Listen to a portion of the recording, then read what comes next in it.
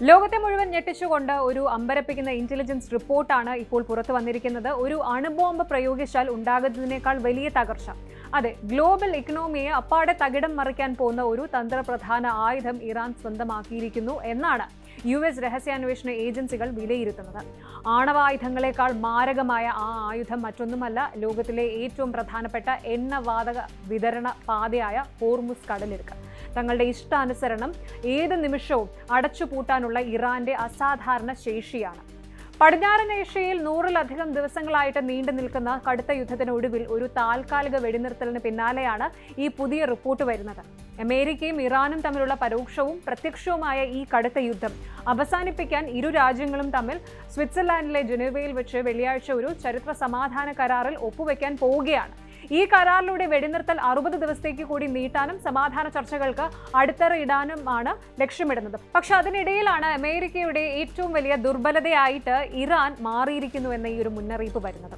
വാഷിംഗ്ടണുമായി വരാനിരിക്കുന്ന സമാധാന ഉടമ്പടികൾ എന്തു തന്നെ ആയാലും ആഗോള സമ്പദ് വ്യവസ്ഥയെയും അതുപോലെ ഊർജ്ജ വിപണിയെയും ഏത് നിമിഷവും ഒരു മുനമ്പിൽ നിർത്താൻ ഇറാന് സാധിക്കും. അതെങ്ങനെയെന്ന് നമുക്ക് വിശദമായിട്ടൊന്ന് പരിശോധിക്കാം.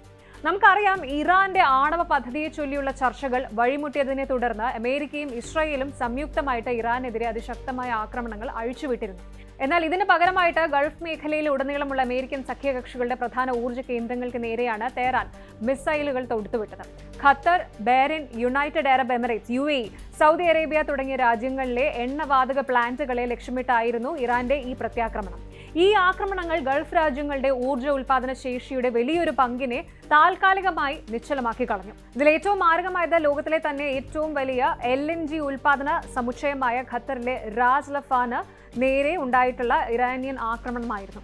റാസ് ലഫാൻ പ്ലാന്റിന് കനത്ത നാശനഷ്ടം സംഭവിച്ചതോടെ ആഗോള ഊർജ്ജ വിപണിയിലേക്ക് ആവശ്യമായ വാതകത്തിന്റെ വിതരണം പൂർണ്ണമായും തടസ്സപ്പെടുകയും ലോകമെമ്പാടും ഇന്ധനവില കുതിച്ചുയരുകയും ചെയ്തു. ഇതിന് തൊട്ടു പിന്നാലെയാണ് ലോകത്തിലെ മൊത്തം എണ്ണവാതക വ്യാപാരത്തിന്റെ 1/5 കടന്നു പോകുന്ന തന്ത്രപ്രധാനമായ ഹോർമുസ് കടലിടുക്ക് ഇറാൻ പൂർണ്ണമായും ഉപരോധിച്ചത്. ഈ സമ്പൂർണ്ണ ഉപരോധം ലോകരാജ്യങ്ങളിലെ വ്യവസായ മേഖലകളെയും സാധാരണക്കാരുടെ ജീവിതത്തെയും ഒരേപോലെ ബാധിച്ച കടുത്ത ഊർജ്ജ പ്രതിസന്ധിക്ക് കാരണമായി മാറിയിരുന്നു. ഇപ്പോൾ വരാനിരിക്കുന്ന സമാധാന കരാറോടെ ഹോർമുസ് കടലിടുക്ക് വീണ്ടും തുറക്കാൻ സാധിക്കുമെന്ന വലിയ പ്രതീക്ഷയിലാണ് അമേരിക്കൻ പ്രസിഡന്റ് ഡൊണാൾഡ് ട്രംപ് ഉള്ളത്. ഫ്രാൻസിൽ നടക്കുന്ന G7 ഉച്ചകോടിയുടെ വേളയിൽ UAE പ്രസിഡന്റുമായിട്ട് നടത്തിയ കൂടിക്കാഴ്ചയിൽ ഈ കരാറിനെ ഒരു ചരിത്രരേഖ എന്നാണ് ട്രംപ് വിശേഷിപ്പിച്ചത്. സമാധാന ഉടമ്പടി പൂർണ്ണമാകുന്നതോടെ ഈ തന്ത്രപ്രധാനമായ ജലപാത എല്ലാത്തരം കപ്പൽ ഗതാഗതത്തിനുമായിട്ട് പൂർണ്ണമായും തുറന്നു നൽകുമെന്നും അടുത്ത 60 ദിവസത്തേക്ക് യാതൊരുവിധ നികുതിയോ ഫീസോ ഇല്ലാതെ കപ്പലുകൾക്ക് ഇതിലൂടെ കടന്നു പോകാമെന്നും ട്രംപ് പ്രഖ്യാപിച്ചിരുന്നു. ഈ ജലപാത സ്ഥിരമായി തുറക്കുമ്പോൾ അത് പൂർണ്ണമായും ടോൾ രഹിതമായിരിക്കുമെന്നാണ് ട്രംപ് അവകാശപ്പെടുന്നത്. എന്നാൽ കാര്യങ്ങൾ അത്ര ഈസിയല്ല. അമേരിക്കയും ഇറാനും തമ്മിൽ ഒപ്പുവെക്കാൻ പോകുന്ന ഈ ഒരു കരാറ് വെടിനിർത്തൽ നീട്ടുന്നതിനൊപ്പം ഇറാന്റെ ആണവ പദ്ധതിയെക്കുറിച്ചുള്ള ചർച്ചകൾ പുനരാരംഭിക്കാൻ വഴിയൊരുക്കുന്നുണ്ടെങ്കിലും ഹോർമുസ് കടലിടുക്ക് തുറക്കുന്നതുമായി ബന്ധപ്പെട്ട വ്യവസ്ഥകൾ തന്നെയാണ് ഇരു രാജ്യങ്ങളും തമ്മിലുള്ള ഏറ്റവും വലിയ തർക്ക വിഷയം. കടലിടുക്കിലൂടെ പോകുന്ന വിദേശ കപ്പലുകളിൽ നിന്ന് ടോൾ ഈടാക്കണമെന്ന വാദം ഇറാന്റെ ചില ഭരണകർത്താക്കൾ ശക്തമായി ഉന്നയിക്കുന്നുണ്ട്. ഇത്രയും കാലം ഇറാൻ ജനതയുടെ ആതിഥേയ മര്യാദ കൊണ്ടാണ് കപ്പലുകൾ സൗജന്യമായി കടത്തിവിട്ടതെന്നും ഇനി അത് അനുവദിക്കാൻ കഴിയില്ല എന്നുമാണ് ഇറാന്റെ കടുത്ത നിലപാട്. ഈ സാമ്പത്തിക തർക്കങ്ങൾ നിലനിൽക്കുന്നതിനാൽ കരാറ് ഒപ്പിട്ടാലും കപ്പൽ ഗതാഗതം പഴയതുപോലെ സാധാരണ നിലയിലാകാൻ ആഴ്ചകളോ മാസങ്ങളോ എടുത്തേക്കുമെന്നാണ് ഷിപ്പിംഗ് വ്യവസായ രംഗത്തെ വിദഗ്ധർ ഭയപ്പെടുന്നത്. അമേരിക്കൻ രഹസ്യാന്വേഷണ ഏജൻസികളുടെ കടുത്ത ആശങ്കയ്ക്ക് പിന്നിൽ മറ്റൊരു പ്രധാന കാരണം കൂടിയുണ്ട്. കഴിഞ്ഞ മാസങ്ങളിൽ നടന്ന കടുത്ത യുദ്ധത്തിലും വ്യോമാക്രമണങ്ങളിലും ഇറാന്റെ സൈനിക ശേഷി പൂർണ്ണമായും തകർക്കാൻ അമേരിക്കയ്ക്ക് കഴിഞ്ഞിട്ടില്ല എന്നതാണ് യാഥാർത്ഥ്യം. ഇറാന്റെ പക്കൽ ഇപ്പോഴും വലിയ തോതിലുള്ള മിസൈൽ ശേഖരവും അതുപോലെ അത്യാധുനിക ഡ്രോണുകളും മിസൈൽ ലോഞ്ചറുകളും അവശേഷിക്കുന്നുണ്ട്. ഇതിനെല്ലാം പുറമെ വാണിജ്യ കപ്പലുകളെ ആക്രമിക്കാനും കടലിടുക്കിൽ മൈനുകൾ, സീ മൈൻസ് നിക്ഷേപിക്കാനും ശേഷിയുള്ള 100 കണക്കിന് വേഗമേറിയ ചെറിയ അറ്റാക്ക് ബോട്ടുകളും ഇറാന്റെ നാവികസേനയ്ക്കുണ്ട്.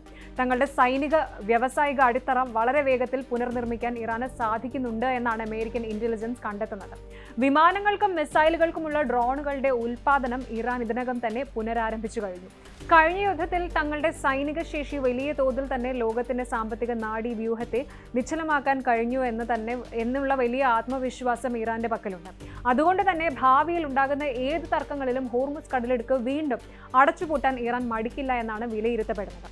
കടലിടുക്ക് തുറന്നു നൽകുകയും അതുപോലെ കരാറിലെ മറ്റ് വ്യവസ്ഥകൾ പാലിക്കുകയും ചെയ്താൽ മാത്രമേ ഇറാനുമേലുള്ള സാമ്പത്തിക ഉപരോധങ്ങളിൽ ഇളവ് വരുത്തുകയുള്ളൂ എന്ന കർശന നിലപാടിലാണ് അമേരിക്കൻ ഭരണകൂടം. ഇനി ചില വസ്തുതകൾ നോക്കാം. ഒന്നാമതായിട്ട്, ഇറാൻ ഒരിക്കലും ആണവായുധം നിർമ്മിക്കാൻ പാടില്ല. ഇനി രണ്ടാമത്, ഹോർമുസ് കടലിടുക്ക് പൂർണ്ണമായും തുറന്നു നൽകണം. മൂന്നാമത്തേതെന്ന് പറയുന്നത്, ഇറാൻ അന്താരാഷ്ട്ര നിയമങ്ങൾ അനുസരിച്ച് പെരുമാറിയാൽ മാത്രമേ അവർക്ക് വാഗ്ദാനം ചെയ്തിട്ടുള്ള സാമ്പത്തിക ആനുകൂല്യങ്ങൾ നൽകുകയുള്ളൂ. ഈ നിബന്ധനകൾ ലംഘിക്കപ്പെട്ടാൽ ഇറാന് ഒന്നും ലഭിക്കില്ലെന്ന് അദ്ദേഹം കർശന മുന്നറിയിപ്പ് നൽകിയിട്ടുണ്ട്. ഈ കരാറിന്റെ പൂർണ്ണ രൂപം വരും ദിവസങ്ങളിൽ US കോൺഗ്രസിന് മുന്നിൽ സമർപ്പിക്കും. അതേസമയം ഇറാന്റെ ഭാഗത്തു നിന്നുള്ള മറ്റൊരു അപകടകരമായ സാമ്പത്തിക നീക്കത്തെക്കുറിച്ചും അമേരിക്കൻ ഉദ്യോഗസ്ഥർ കടുത്ത ജാഗ്രത പുലർത്തുന്നുണ്ട്. യമനിലെ ഹൂതി വിമതരെ ഉപയോഗിച്ച് ചെങ്കടലിനെയും ഇന്ത്യൻ മഹാസമുദ്രത്തെയും ബന്ധിപ്പിക്കുന്ന ബാബൽ മന്ദബ് കടലിടുക്ക് കൂടി ഒരേ സമയം അടച്ചുപൂട്ടാൻ ഇറാന് സാധിക്കും. ഹോർമുസും ബാബൽ മന്ദബും ഒരേ സമയം അടയ്ക്കപ്പെടുകയാണെങ്കിൽ അത് ആഗോള വ്യാപാര ചരിത്രത്തിലെ ഏറ്റവും വലിയ ദുരന്തമായിരിക്കും.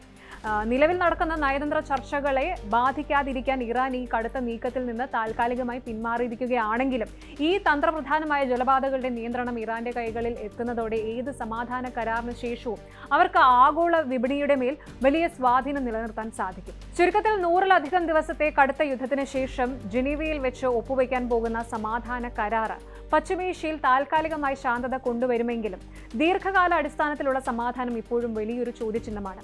ആണവായുധങ്ങളെക്കാൾ മാരകമായ സാമ്പത്തിക ആയുധവുമായിട്ട് ഹോർമുസ് കടലിടുക്കിനെ മാറ്റാൻ ഇറാന് കഴിഞ്ഞിരിക്കുന്നുവെന്ന യാഥാർത്ഥ്യം അമേരിക്കയും അവരുടെ സഖ്യകക്ഷികളെയും എപ്പോഴും ഭയപ്പെടുത്തുമെന്നതിൽ സംശയമില്ല. വരും ദിവസങ്ങളിൽ ഇറാൻ തങ്ങളുടെ വാഗ്ദാനങ്ങൾ എത്രത്തോളം പാലിക്കുമെന്നതിനെ ആശ്രയിച്ചിരിക്കും ആഗോള ഊർജ്ജ വിപണിയുടെയും ലോക സമ്പദ് വ്യവസ്ഥയുടെയും സുരക്ഷിതമായ ഭാവി. കൂടുതൽ വാർത്തകൾക്ക് News 18 Keralam YouTube channel subscribe ചെയ്യുക.